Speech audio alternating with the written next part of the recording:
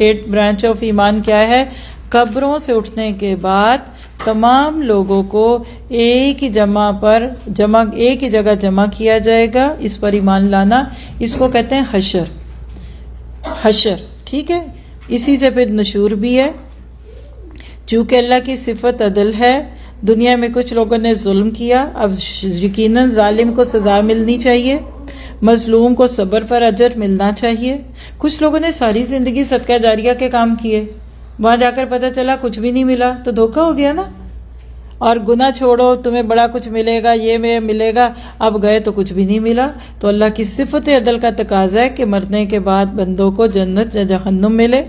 دلیل لیجیے ابن ماجہ روایت نمبر 203، آپ نے فرمایا جس نے کوئی اچھا طریقہ ایجاد کیا اور اس پر لوگوں نے عمل کیا تو اسے اس کے عمل کا اجر و ثواب ملے گا، اور اس پر جو لوگ عمل کریں ان کے اجر کے برابر بھی اسے اجر ملتا رہے گا۔ اس سے ان کے عمل کرنے والوں کے ثواب میں کوئی کمی نہ ہوگی، اور جس نے کوئی برا طریقہ ایجاد کیا اس پر اور لوگوں نے بھی عمل کیا تو اس کے اوپر اس کا گناہ ہوگا، اور اس پر عمل کرنے والوں کا گناہ بھی اسی کے پر ہوگا، اور گناہوں میں کمی نہ ہوگی، یعنی شعور کے ساتھ زندگی گزاریے۔ اب سوال پیدا ہوتا ہے کہ مرنے کے بعد جب ہم قبروں سے اٹھیں گے کیا ہوگا؟ ہم سب پڑھتے ہیں کہ سور پھونکا جائے گا۔ سور کیسے پھونکا جائے گا؟ اسرافیل کے سور پھونکنے کی کیفیت سورہ یاسین 48 سے 63 کا ترجمہ لے لیجئے، آپ کے سامنے آ جائے گی کہ یہ لوگ کہتے ہیں کہ یہ قیامت کی دھمکی آخر کب پوری ہوگی؟ اگر تم سچے ہو تو بتاؤ۔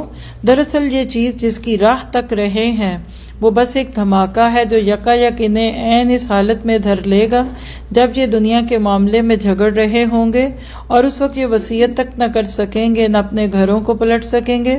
یہ ایک سور پھونکا جائے گا اور یکایک یہ اپنے رب کے حضور پیش ہونے کے لیے اپنی قبروں سے نکل پڑیں گے، گھبرا کر کہیں گے ارے یہ کس نے ہمیں ہماری خوابگاہوں سے اٹھا کھڑا کیا؟ یہ وہی چیز ہے جس کا خدائے رحمان نے وعدہ کیا تھا اور رسولوں کی بات سچی تھی۔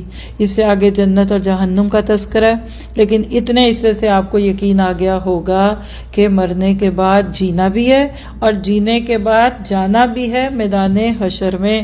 تو خلاصہ ایک دن ساری دنیا فنا ہو جائے گی، ہر چیز ختم ہو جائے گی، حساب کتاب شروع ہوگا، اللہ سب کو زندہ کر رہا ہے، اور نیکیوں پہ نیکوں کو اجر اور بدیوں پہ بدوں کو سزا ملے گی۔ سورۃ آل عمران میں 9 آیت میں آپ پڑھ چکے ہیں، ربنا انک جامع الناس لیوم لا ریب فیہ ان اللہ لا یخلف المیعاد۔ اے پروردگار تو اس روز جس کے آنے میں کچھ بھی شک نہیں، سب لوگوں کو اپنے حضور جمع کرے گا، بے شک اللہ وعدہ خلافی نہیں کرتا۔ اب ایک سوال ذہنوں میں آتا ہے کہ یوم حساب کتنا کو لمبا ہوگا، یعنی چھوٹے دن ہوں گے، لمبے ہوں گے، کوئی ڈے سیونگ کا فرق پڑے گا نہیں پڑے گا؟ تو اس پہ سورۃ معارج کی آیت نمبر 4 لے لیجئے، تعرج الملائکۃ والروح الیہ فی یوم کان مقدارہ 50,000 سنہ۔ یہ 50,000 سنہ لے لیں کہ اس دن کی مقدار 50,000 سال ہوں گے، کتنی صدیاں بنتی ہیں سوچئے گا۔ قیامت کے دن ہوگا کیا؟ تمام مخلوق ایک ہی جگہ جمع ہوگی، سب کا حساب کتاب ہوگا، بے حد طویل دن ہوگا، لوگ پریشان حال ہوں گے، ہاں لیکن مومن کے لیے یہ دن مختصر اور آسان ہوگا۔ اللہ اکبر کبیرہ۔ اللہ کے نبی سے ایک موقع پہ صحابہ نے سوال کیا تھا تو آپ نے فرمایا کہ قیامت کے دن کے بارے میں اللہ فرماتا ہے یوم یقوم الناس لرب العالمین، اس دن لوگ رب العالمین کے سامنے ہوں گے۔ تو کس کو اللہ کے سامنے کھڑے ہونے کی طاقت ہوگی؟ آپ نے فرمایا قیامت کا دن مومن کے لیے آسان کر دیا جائے گا، یہاں تک کہ وہ دن اس پر فرض نماز کی ادائیگی کے بقدر رہ جائے گا، یعنی نماز پڑھنے میں جتنا وقت لگتا ہے۔ 4576 نمبر حدیث ہے مشکات کی۔